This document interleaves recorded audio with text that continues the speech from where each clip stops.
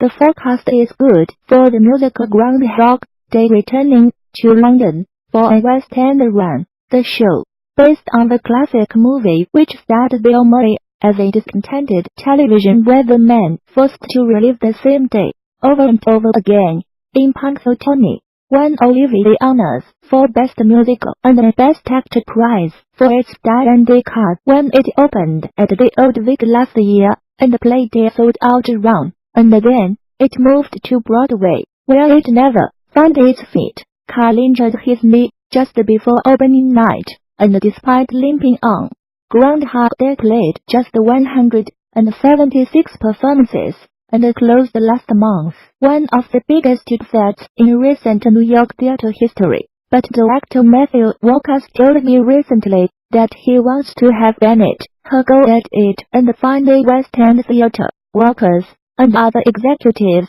connected to the production said they would do more work on the show, adding some new songs from Tim Minchin, and rewriting Danny Rubin's book. Peter Darling, the star choreographer, was not able to complete his work on the musical because of ill health, and perhaps co-choreographer Alan Crane will start afresh. One big mistake the people behind Groundhog Day made was not to launch it in the U.S. first, say, in Chicago or Boston. It was probably foolish and arrogant of us to start a musical set in Middle America, in South London, an investor in the show told me. With hindsight, it's easy to see now that we would have better understood what we needed to do to improve it if we did started somewhere out of town. In America, there is no timeline for the show to hit the West End. In addition to the work Minchin and Rubin need to do, there is the question of theater availability. I sense there is a lot of musical theater chairs about to happen. Director Susan Stroman and comic writer Mel Brooks have transformed Young Frankenstein, a mega flop on Broadway, into a West End success. The fact actors at the Garrick make it work. They are probably funny, as opposed to just acting funny. Hadley Fraser, Ross Noble, Leslie Joseph, Diane Pilkington, Summer Strauren, Patrick Clancy and Sheila Hensley are in a comic class of their own.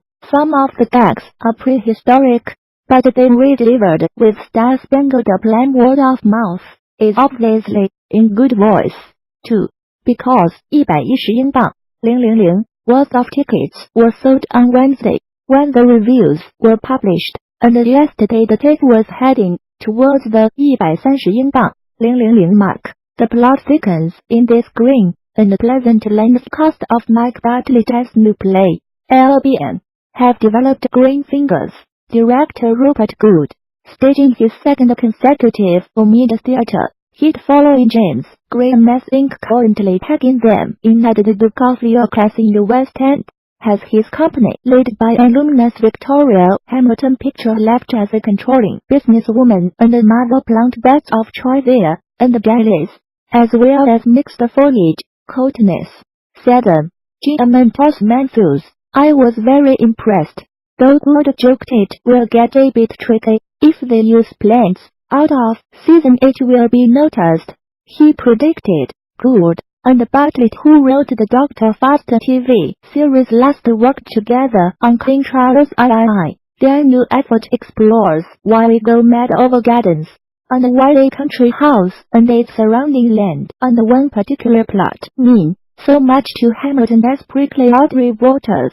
People will probably pin a Brexit label on Albion, and to be sure, it is about our country, but my sense is it is over and above that subject. Hamilton leads a super ensemble that includes Charlotte Hope, Helen Schlesinger, Luke Fallon, Christopher Fairbank, Margot Lester and Nicholas Rowe.